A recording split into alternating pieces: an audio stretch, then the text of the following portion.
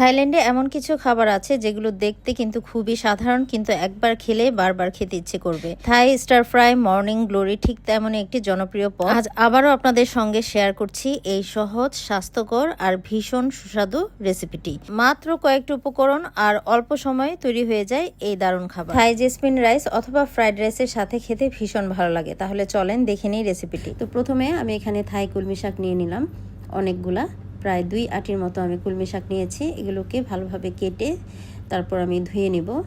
তো এই কলমি শাকগুলোকে আমি মোটামুটি একটু লম্বা করে কেটে নিয়েছি। থাইল্যান্ডে এভাবেই করে কেটে নেয়।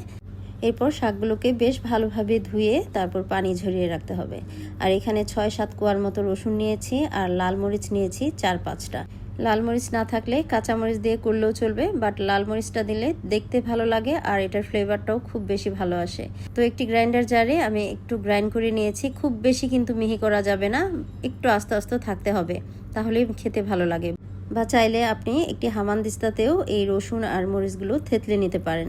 এখন চুলায় একটি ছড়ানো কড়াই বসিয়েছি। আপনারা দেখতে পাচ্ছেন কড়াইটাকে বেশ ভালোভাবে আগে থেকে গরম করে নিতে হবে। তারপরে খুব সামান্য পরিমাণ তেল দিয়েছি, প্রায় 2 টেবিল চামচের মতো হবে। এরপর থেতলে রাখা রসুন আর মরিচের মিশ্রণটা দিয়ে দিলাম।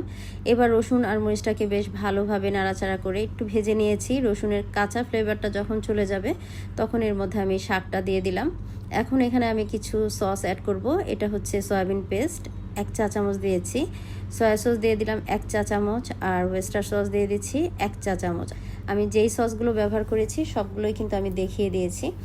চুলার আঁচটা এই অবস্থায় একেবারে হাইতে আছে আর শাকগুলোকে বেশ ভালোভাবে এই সমস্ত সসের সাথে নাড়াচাড়া করে মিশিয়ে দিতে হবে। এই অবস্থায় কিন্তু চুলার আঁচটা হাইতেই রাখতে হবে।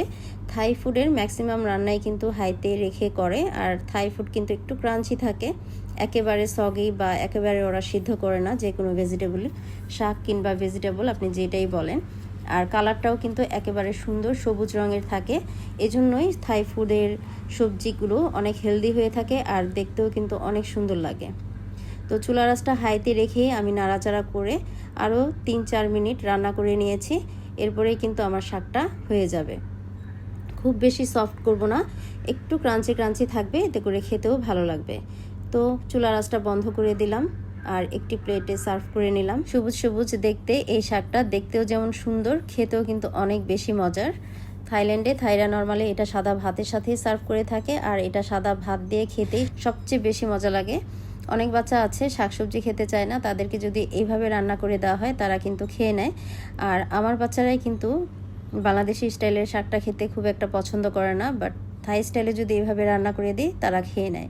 তো আশা করছি রেসিপিটি ভালো লেগেছে। ভালো লাগলে অবশ্যই আপনার টাইমলাইনে শেয়ার করে দেবেন, অন্যকে দেখারও সুযোগ করে দিবেন। তো আজকে এখানেই বিদায় নিচ্ছি। পরবর্তী রেসিপি দেখার আমন্ত্রণ রইল। আল্লাহ হাফেজ।